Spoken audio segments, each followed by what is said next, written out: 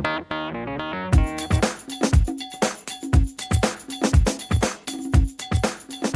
curativo, sempre tem que ter um cuidado, o pessoal da enfermagem, não molhar, né? Cobrir com plástico na hora do banho. O ideal é na hora de a higienização, quando trocar o curativo, passar clorexidina ou álcool a 70, mas antigamente era soro, né? Não usar antibióticos. E em relação a risco de infecção, o que vocês acham que é o melhor? O de gaze ou o curativo transparente, que é o IV3000, né? Um deles, né? Hã? Alguém sabe? O pessoal da enfermagem, alguém sabe? Aqui a gente usa os dois, né? A gente tem, a maioria é o transparente?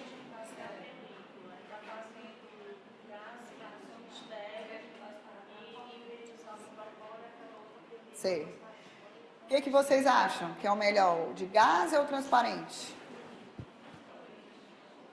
Não tem benefício, não tem diferença em termos de redução de infecção de catéter. Né? Agora a gente tem que monitorizar. A gás, sempre que molhar, troca.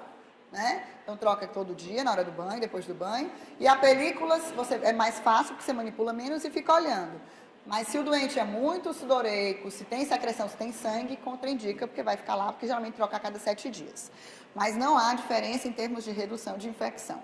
O curativo com clorexidina e os curativos e os catéteres impregnados com antibiótico também são novidades que podem ser utilizadas quando você utilizou todas as medidas e a sua taxa de infecção não reduziu, né? Mas não adianta nada comprar um curativo com clorexidina se não higienizar as mãos, se você não faz as medidas básicas.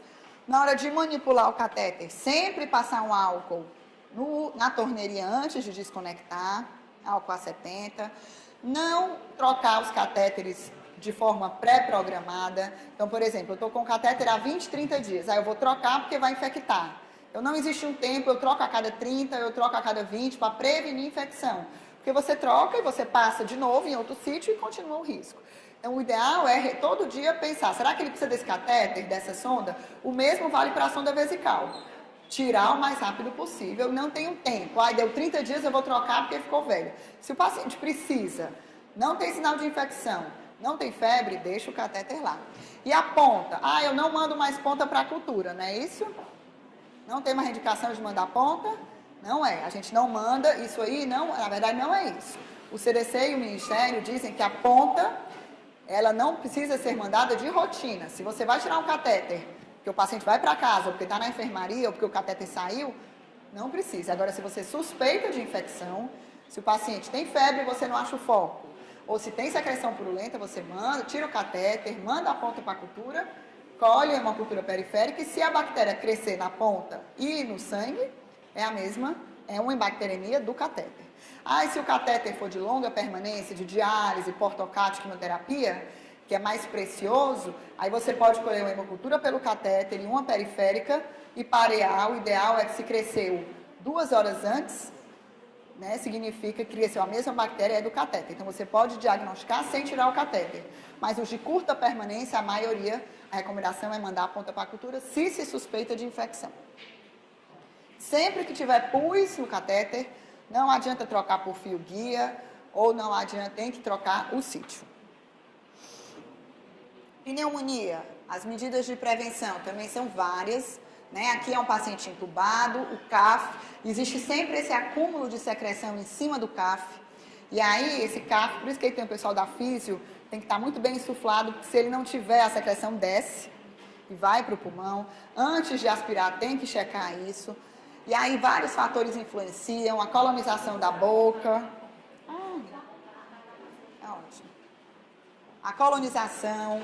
Aqui, a sonda também é outra fundamental. Então, o paciente está com uma sonda nasogástrica, se a sonda está alta, se a sonda não está bem posicionada, ele vai broncoaspirar. Né? A mão, a contaminação, a técnica na intubação, a técnica na aspiração, tudo isso reduz a taxa de pneumonia. Então, a intubação, né? A técnica de intubação tem que ter uma técnica asséptica.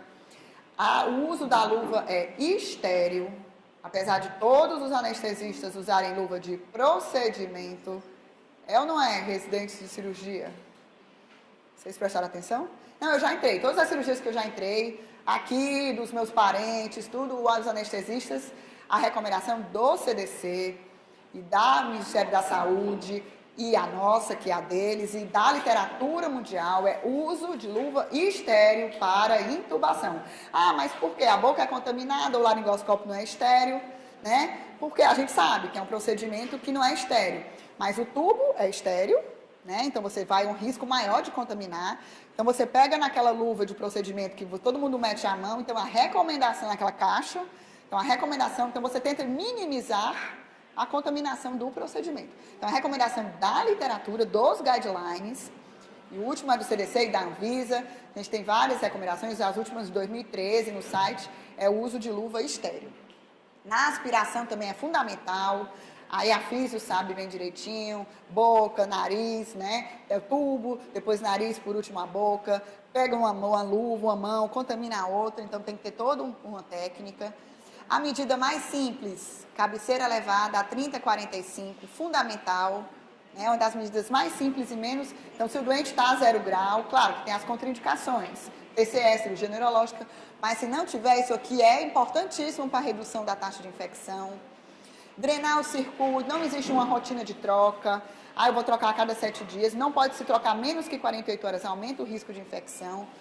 Tentar estubar o mais rapidamente é a medida mais importante. Tem esses tubos de aspiração subglótica contínua, que é um tubo de intubação, né, um tubo de tubo orotraqueal, com um aspirador conectado que fica 24 horas aspirando essa secreção. A gente não tem ainda aqui, mas tem evidência de que ele reduz. Higiene da cavidade oral com clorexidina também reduz a colonização da boca e a taxa, a gente já faz aqui.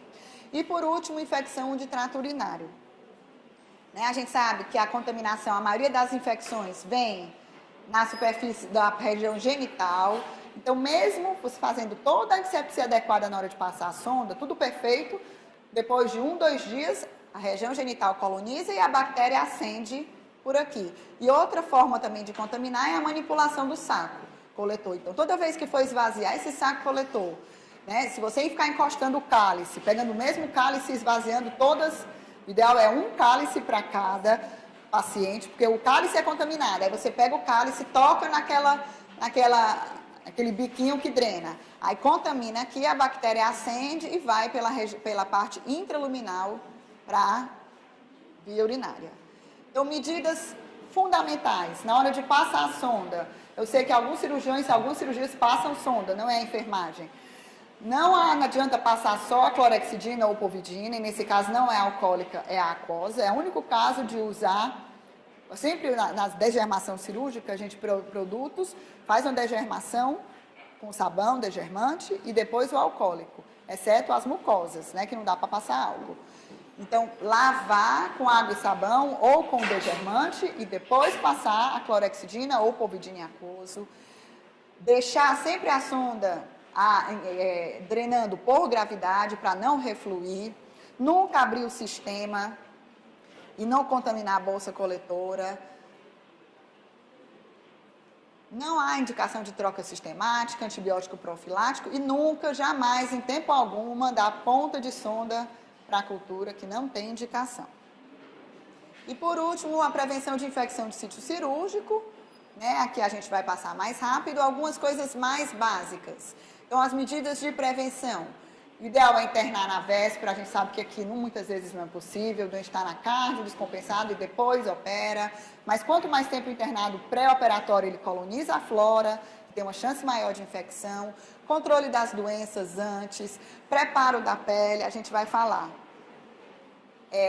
Tricotomia, o ideal é não fazer tricotomia, e se for necessário, fundamental, fazer a tricotomia na sala, que a nossa tricotomia ainda é na sala. E nunca usar gilete, barbeador, tem que ter um tricotomizador elétrico, que a gente tem aqui, porque esses giletes, barbeadores domésticos laceram a pele, e a pele aberta, ela coloniza mais. Se você fizer uma tricotomia em casa ou na véspera, a sua pele vai ficar todas essas horas aberta e vai colonizar, porque não existe nada estéril, né? A gente tem uma população gigante de bactérias na nossa pele, todas as nossas mucosas, no trato digestivo. Então, a tricotomia tem que ser na sala, com o tricotomizador adequado, que é elétrico. Idealmente, um banho pré-operatório com clorexidina. Vários trabalhos demonstram, principalmente cirurgias de grande porte, cirurgias limpas com prótese. Se você fazer um banho, né, na noite anterior e no dia com clorexidina, reduz a colonização da pele, reduz a taxa de infecção. O antibiótico profilático, nunca esquecer de fazer. A gente sabe que o antibiótico, geralmente quem lembra é o pessoal da anestésio, né?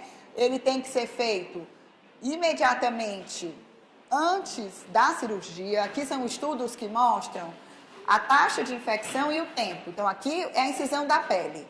Ideal é 1h, meia a 1h antes da incisão da pele. Quanto mais tempo antes, a taxa de infecção aumenta. E depois também não adianta mais, né?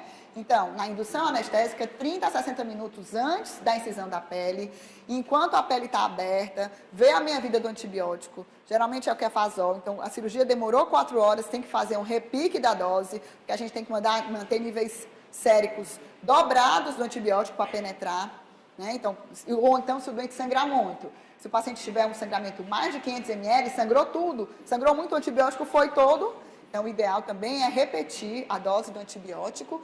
E depois que a pele fecha, o benefício é mínimo. Então, a maioria das cirurgias é dose única, no máximo 24 horas de antibiótico. Nada de antibiótico 48 horas e nada de alta com antibiótico. O pessoal da cirurgia, né? Vocês vão lembrar de mim. Vai fazer uma cesárea, vai para uma cirurgia plástica ou cirurgia ortopédica, faz o Kefazol, aí todo mundo vai com cipro ou cefadroxil ou cefalexina 7 dias para casa profilático. Isso é a realidade. Aí isso não adianta porque a pele já fechou. Se tiver que infectar, vai infectar. E quando infectar, vai ser por uma bactéria resistente, porque eu já usou 7 dias de seleção. Então, sempre lembrar que sempre que a gente toma antibiótico, o antibiótico vai matar a nossa população sensível e vai ter aquela micropopulação de cepas resistentes que vai proliferar e selecionar. Então, um antibiótico mais do que 24 horas ir para casa, nunca, jamais, né?